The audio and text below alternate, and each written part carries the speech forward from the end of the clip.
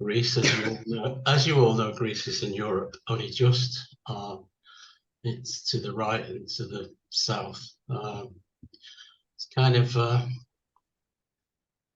interesting place in that it is European, but it very much has a flavour of the East about it. Population of only 10.64 million. There you go. It's let's go to A. Okay, A is for Athens. One of the world's oldest cities, actually. Population of 750,000 city. The larger urban population is 3.15 million. Okay. A is also for Aristotle. Excuse me. 384 to 322 BC. Probably the most famous of the Greek philosophers. All around polymath, sciences, language, economics, politics.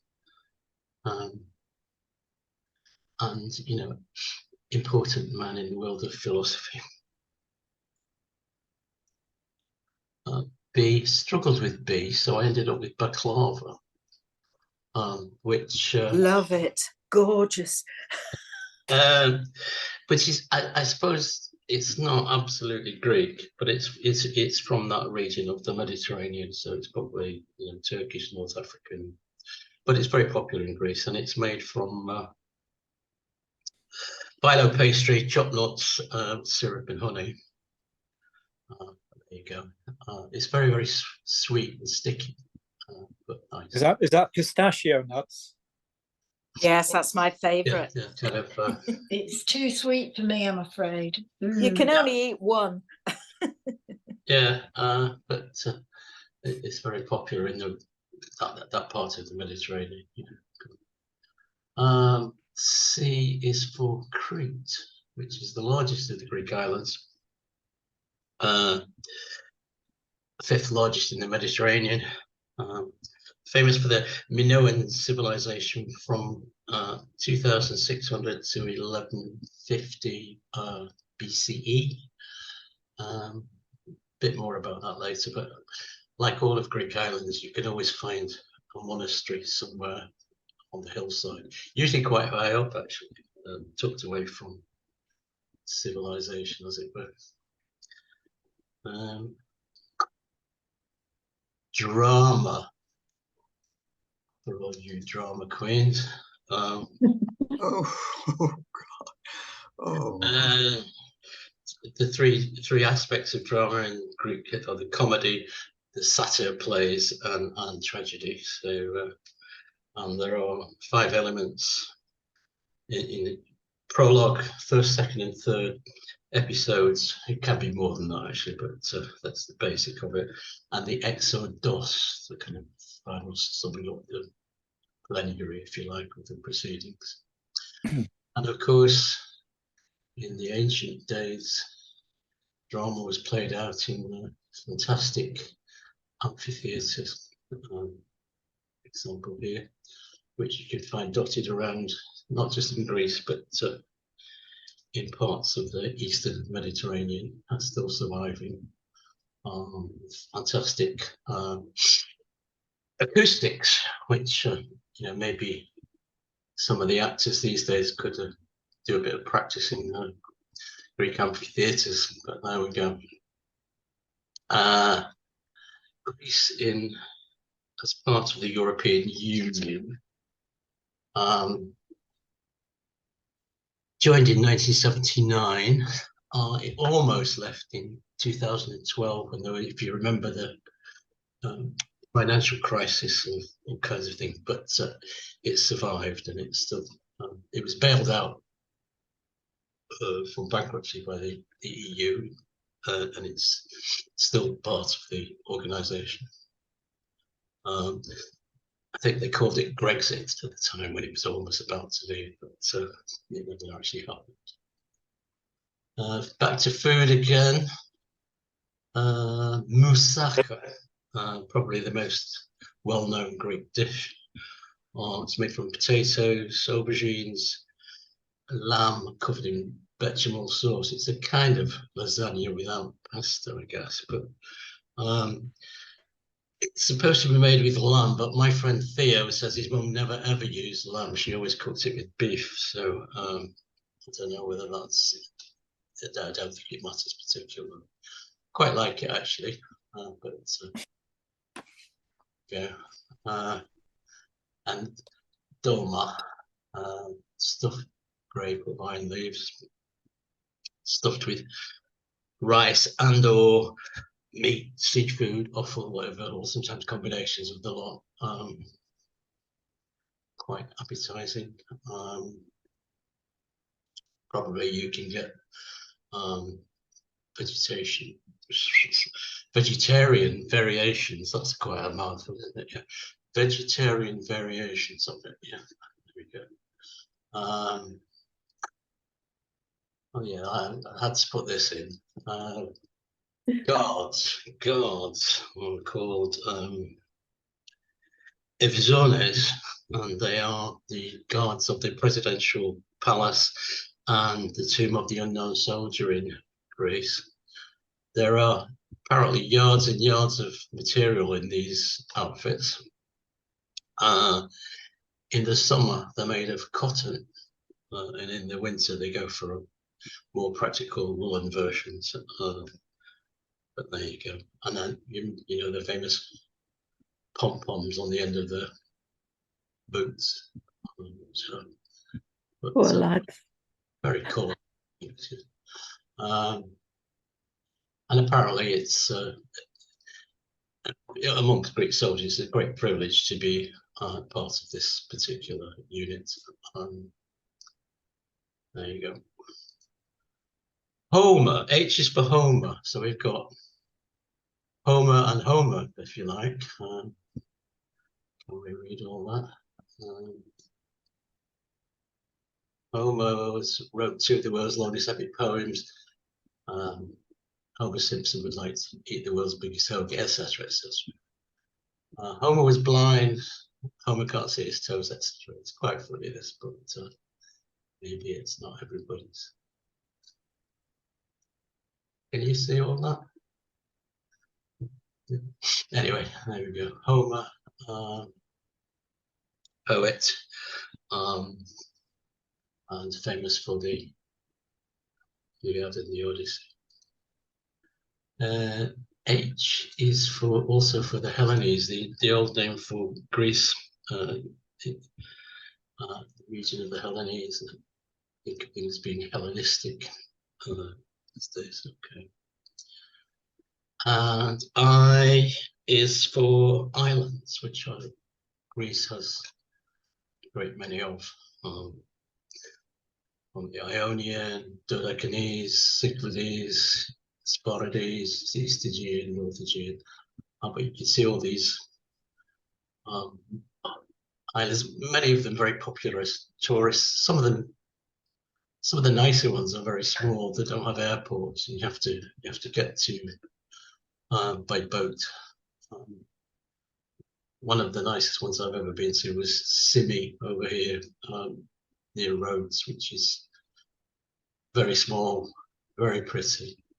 Probably a couple of hours sail from Rhodes itself, very close to the Turkish border here. But a lot of them are now very, very touristy.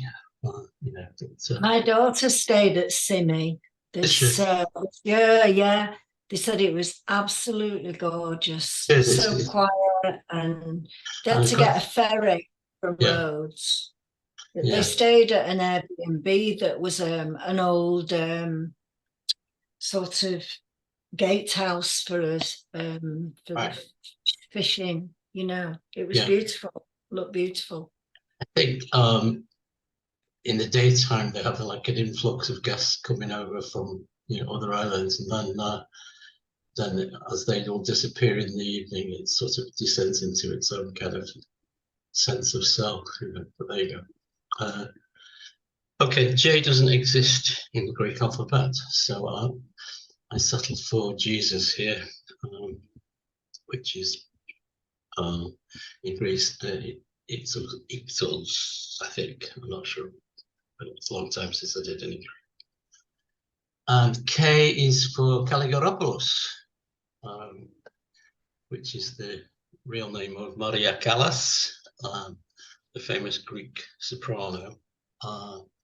He was actually born in New York in 1923 of Greek immigrant parents, and then they moved back to Greece, where she studied at the Conservatoire in Athens. She died in 1977, aged only 53. Probably one of the great sopranos of all time, certainly of the 20th century. Slightly Marmite. Some people didn't like her. Some people thought she was amazing. Also known for her acting skills. This is a particularly wonderful photograph, I think. But there you go. Full name Maria Meneghini Kalogeropoulos, but there we go. L is for letters. Am I racing a bit here? I don't know. Anyway, we'll see. The old Greek alphabet. Here is the more prosaic modern version of it, so you can see how it's changed.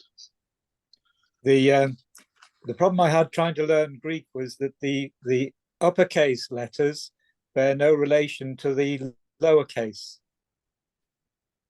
In what sense? If you look through that, when you try to speak it and learn it, they don't always match. It looks quite good on here, but it is different if you actually study the Greek language. Right. It's 60 odd years since I did Greek, so I can't remember much about it, to be honest. But there we are. Anyway, there's the modern version, which you're likely to see in the shops and things. Back to Crete.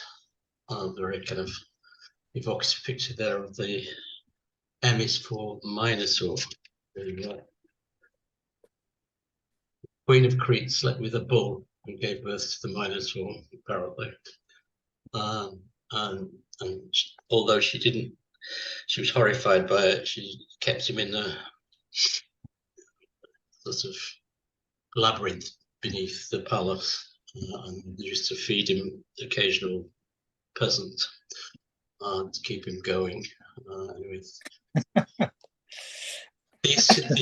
Theseus decided to come and kill him,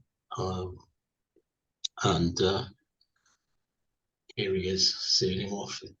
He found him by following Ariadne, was trapped in the labyrinth in the myth, and he followed her thread and eventually killed the Minotaur. Sadly, he was the son of, let me see, King, his name, it's Aegeus, son of Aegeus, yeah, that's right. And he said when he was coming back, if he killed the Minotaur, he would sail with white sails, but he forgot and he left the black sails up, so his father was convinced that his son had been killed. But there we go. Ancient history. Oh, no, not history, ancient mythology. Here's a lovely picture of M is for Melina Mercouri, 1920 to 1994, actress, politician. You'll remember her singing, playing the part of prostitute in Athens, Never on a Sunday, famous song. She was, but vociferous poet, politician, I should say, and she's one of her aims was to get the Elgin marbles back from the British Museum to Athens, which so far hasn't happened. But there we are. Character. And it's for Nana Mouskouri, slightly more gentle sort of Greek lady. Having said that, she's the biggest selling female singer in the world. She has sold more than 350 million albums. Imagine that, which is amazing. And kind of which I've got a couple, because I used to absolutely love her singing voice. Well, it's a very beautiful voice, and she was a It's great beautiful. a linguist as well. So she because she sang in so many different languages, that's probably why Yeah. I never liked her glasses. In actual fact, I think this photograph, which was supposed to have been taken, she's 88 now, so this photograph has been taken or something, looks incredibly modern to me. The way you kind of, you might, but I don't know, the glasses were part of her image, weren't they? So it was kind of, there we have the White Rose of Athens, which probably was her most famous international song anyway, but there we go. The Odyssey. We've got me back to Homer again. I'm sorry. I'm just kind of like The Simpsons is something I'm very fond of, but here we are. By me, Homer. But Homer. Oh, that's the Odyssey. One of the great epic poems that we get. And the Olympic Games, which you can see in the ancient games, the athletes competed naked, and surprisingly, they competed for cash. So if you won, you received cash, and the winners all thought that winning could lead to immortality. Here we have the modern day thing where we actually have women competing in the Olympic Games, but with clothes on, and still competing for cash, I guess, these days, but not so until fairly recently. Okay. The Parthenon, the temple of the Acropolis, dedicated to the goddess Athena, built in the 5th century BC, finished in 432. It's 14 meters high and dominates the city's skyline. Very much in danger of not disappearing exactly, but tourism has to be restricted on this at the moment because it's affecting its structure. There are temples all over Greece, but this is probably the most famous of them. But some of the best preserved ones are actually in Italy, down in Paestum in southern Italy. But anyway, there you go. That's a famous temple. And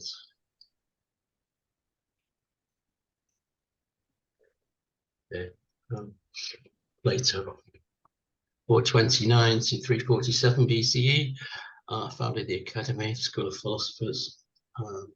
We have the adjective Platonic these days, referring to words, theories, and ideas not leading to practical activities. So we can talk about Platonic love.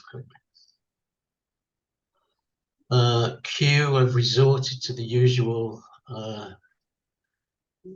Q is very difficult in any language, so I've settled for the last queen of Greece, which is Queen Anne-Marie. She's queen from 1964 to 1973. She's actually, I think she's actually Danish, but she married King Constantine, who died earlier this year, I think. They were deposed in 1973 and retired. They live in palatial splendor in just outside North London, I believe. So they managed to take the crown jewels with them to survive. There we are. River. The river Styx, famous in Greek mythology. You had to cross it to get to the underworld. There is Charon, the ferryman who would take you there, but there were all kinds of dangers you had to negotiate in order to get to the other side. It's kind of rather scary, but it looks like Dore. I don't know if it is, but it looks like that kind of thing. Here's a more fanciful picture of it with some reason he's not wearing any clothes, but he's traveling from the, the world. There's the entrance to the underworld, and then you can see the fire of Hades here in the background. It's kind of interesting sort of image. Shipping. Interestingly, something like 20% of the world's shipping is owned by Greeks. And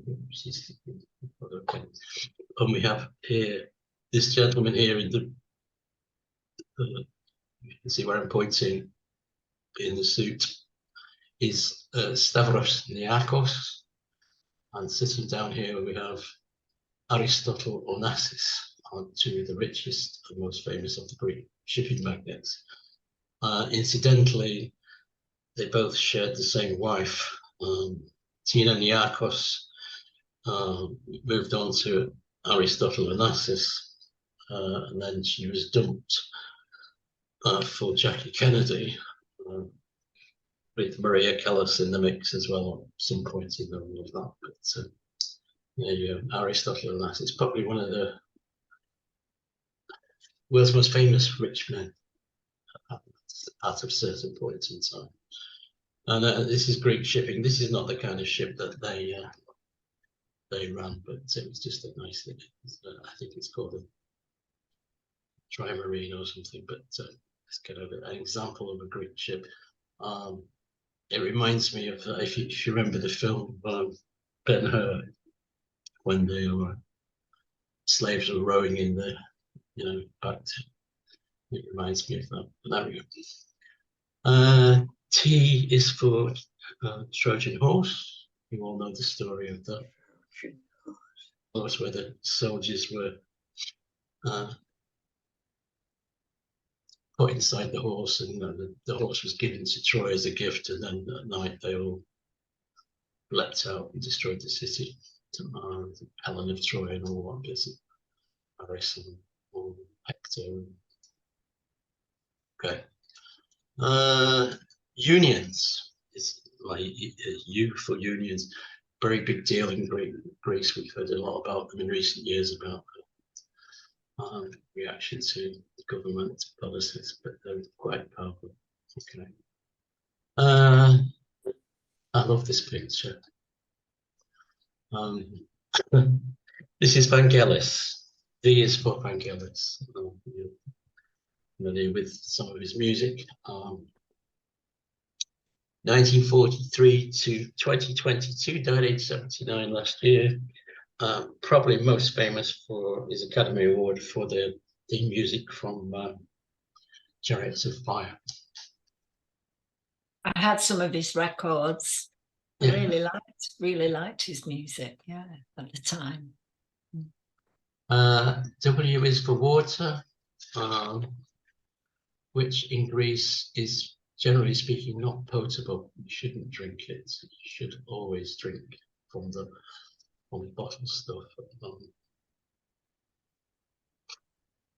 That's maybe in Athens you can drink from a tap, but most places it's not advised. Okay. Y is for, oh no, it's not YX. It's X. Sorry, X. Yes. Forgive me.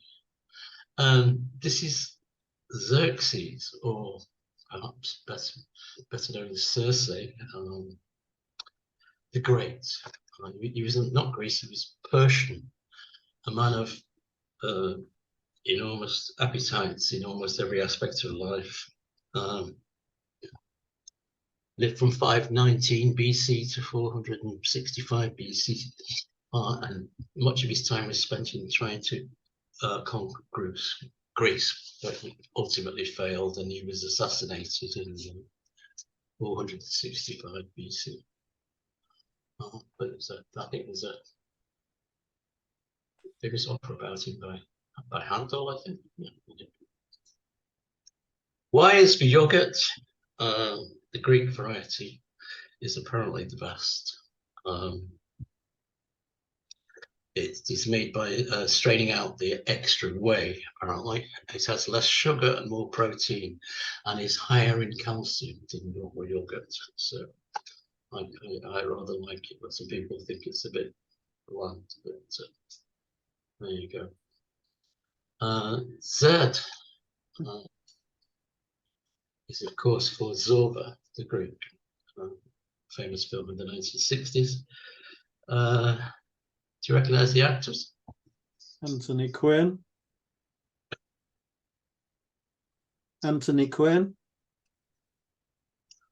And oh well, it's Alan Bates. Yeah, gosh. Yeah, he was. He's a bit young there. Yeah, but he was a huge star at that 1960s. Yeah. Yes, he was. And the music was composed by a composer called Mikis Theodorakis, 1925 to 2021, who, apart from writing Zorba the Greek, wrote 7 symphonies, 4 ballets, and 1,000 songs. He was a committed Marxist. He was very important in the Greek wartime resistance, and he also served in the Greek Parliament. So there we go. And Fine head of hair. there you go. A fine head of hair. Yes, absolutely. Well, he only died 2021, so this is probably 1960s, and you probably can have. We all had hair like that. There we go. I guess that's it, really. I've kind of managed to get in with. Very good.